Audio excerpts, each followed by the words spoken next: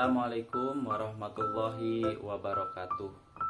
Anak-anakku semuanya, pada kesempatan kali ini kita akan membahas materi tentang zakat mal. Apa itu yang dimaksud dengan zakat mal? Pengertian zakat mal adalah zakat yang dikeluarkan atas kepemilikan harta tertentu yang memenuhi syarat-syarat tertentu sesuai dengan ketentuan agama. Adapun dalil yang memerintahkan untuk mengeluarkan zakat mal, yang pertama Quran surat Al-Baqarah ayat 43.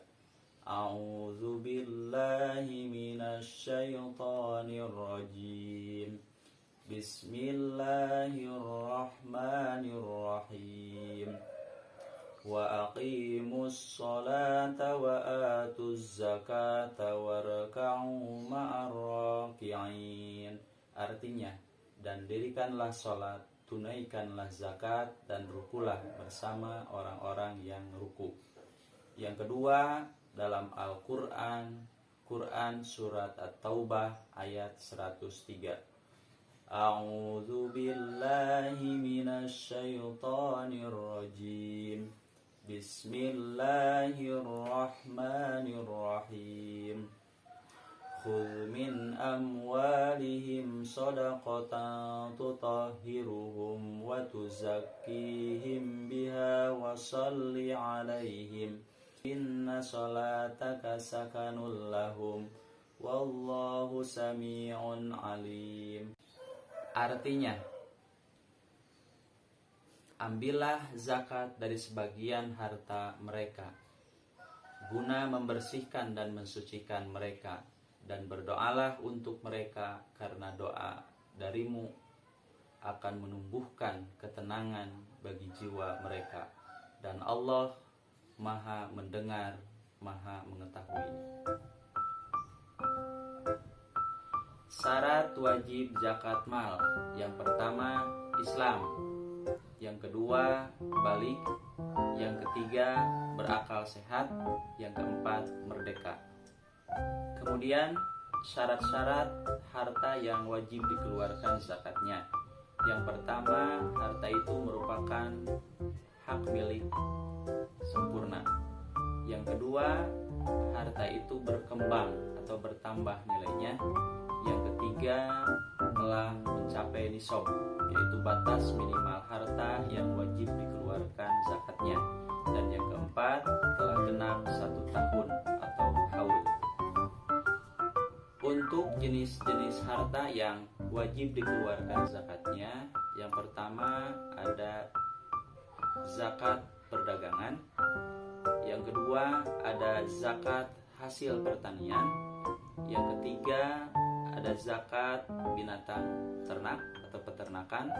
Yang keempat ada zakat emas dan perak. Yang kelima ada zakat rikaz atau barang temuan. Dan yang keenam ada zakat profesi.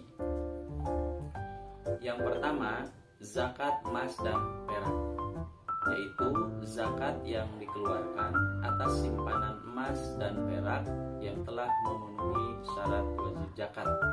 Adapun untuk ketentuannya, yang pertama telah mencapai 1 tahun atau haul. Yang kedua telah mencapai nisab. Adapun nisab untuk emas adalah 20 dinar atau setara dengan 85 gram emas murni. Dan perak nisabnya adalah 200 dirham atau setara dengan 672 gram. Kadar zakat untuk zakat emas dan perak ini adalah 2,5%. Yang kedua, zakat perdagangan, yaitu zakat yang dikeluarkan atas harta benda perdagangan. Dengan ketentuan, yang pertama sudah mencapai haul. Yang kedua sudah mencapai nisab, yaitu setara dengan 85 gram emas. Yang ketiga, bebas dari utang. Yang keempat, perdagangannya bukan perdagangan yang dilarang oleh agama. Dan kadar zakatnya adalah 2,5%. Yang ketiga, zakat hasil pertanian, yaitu zakat yang dikeluarkan dari hasil pertanian yang bernilai ekonomis dengan ketentuan. Yang pertama, besar nisabnya adalah 5 wasak atau setara dengan 750 kg bersih. Yang kedua, untuk kadar zakatnya yaitu 10% bila pengairannya menggunakan biaya dan 5% bila pengairannya tidak menggunakan biaya. Adapun untuk pengeluarannya yaitu dikeluarkan setiap panen. Yang keempat, zakat peternakan, yaitu zakat yang dikeluarkan atas kepemilikan binatang ternak seperti unta, sapi atau kerbau, kambing atau domba, dengan ketentuan. Yang pertama, sudah mencapai haul. Yang kedua, binatang tersebut digembalakan. Yang ketiga, tidak dipekerjakan. Dan yang keempat, sudah mencapai nisab. Adapun nisab dan kadar zakat dari binatang ternak ini adalah untuk unta, nisabnya adalah 5 ekor. Jadi ketika unta sudah mencapai 5 ekor, maka wajib dikeluarkan zakatnya, yaitu dengan mengeluarkan 1 ekor kambing. Yang kedua, untuk sapi, nisabnya adalah 30 ekor. Dengan kadar zakat yang harus dikeluarkan adalah 1 ekor sapi betina berusia 1 tahun. Yang ketiga adalah domba atau kambing dengan nisab sebanyak 40 ekor.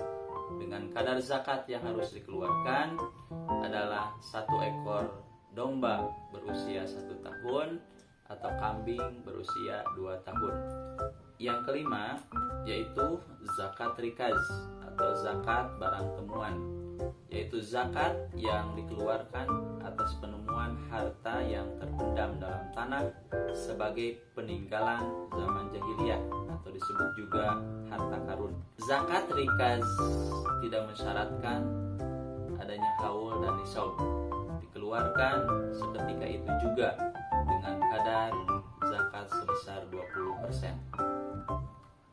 Yang keenam yaitu zakat profesi, yaitu zakat yang dikeluarkan atas penghasilan dari suatu profesi atau pekerjaan seseorang yang telah memenuhi syarat wajib zakat dengan ketentuan.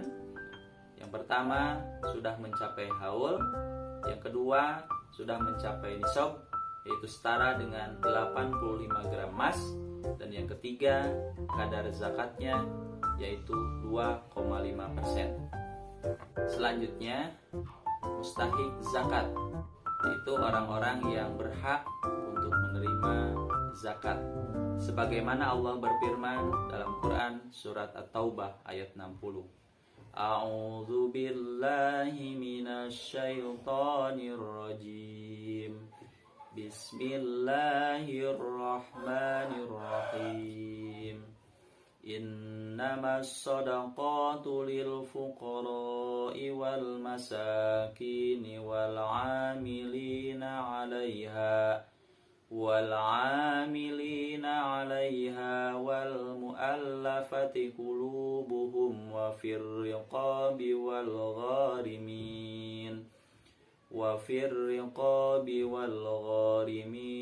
fi sabilillahi wa banis sabil fariidatan minallah wallahu alimun hakim. Artinya, sesungguhnya zakat itu hanyalah untuk orang-orang fakir, orang miskin, amil zakat yang dilunakkan hatinya atau mu'alaf untuk memerdekakan hamba sahaya, untuk membebaskan orang-orang yang berutang, untuk jalan Allah, dan untuk orang yang sedang dalam perjalanan sebagai kewajiban dari Allah. Allah Maha mengetahui, Maha bijaksana. Berdasarkan Quran surat At-Taubah ayat 60 tersebut, maka ada 8 asnaf atau 8 golongan orang-orang yang berhak menerima zakat. Yang pertama yaitu fakir, yaitu orang yang tidak mempunyai harta. Yang kedua yaitu orang miskin, yaitu orang yang penghasilannya belum mencukupi kebutuhan hidupnya. Ketiga adalah riqab, yaitu seorang hamba sahaya. Yang keempat yaitu gharim, yaitu orang yang mempunyai banyak hutang. Yang kelima adalah mu'alaf, yaitu orang yang baru masuk Islam. Yang keenam adalah fi sabilillah, yaitu orang yang berjuang di jalan Allah. Yang ketujuh adalah ibnu sabil, yaitu para musafir atau pelajar di perantauan.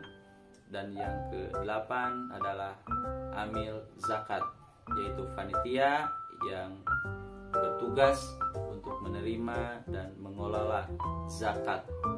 Selain orang yang berhak menerima zakat, ada juga orang yang tidak berhak untuk menerima zakat.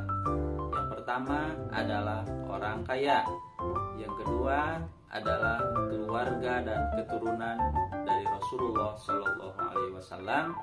Yang ketiga adalah orang kafir atau orang non-muslim. Yang keempat adalah orang yang dinafkahi kehidupannya oleh musaki. Dan yang kelima adalah seorang budak. Ada banyak hikmah yang akan kita dapatkan ketika kita menunaikan dari zakat ini. Yang pertama, hikmah untuk diri sendiri, yaitu mensucikan diri dari dosa dan memurnikan jiwa, yang disebut dengan tazkiyatun nafs. Yang kedua, untuk menyucikan harta yang kita miliki. Yang ketiga, sebagai ungkapan rasa syukur atas nikmat yang telah diberikan oleh Allah Subhanahu wa taala kepada kita semua.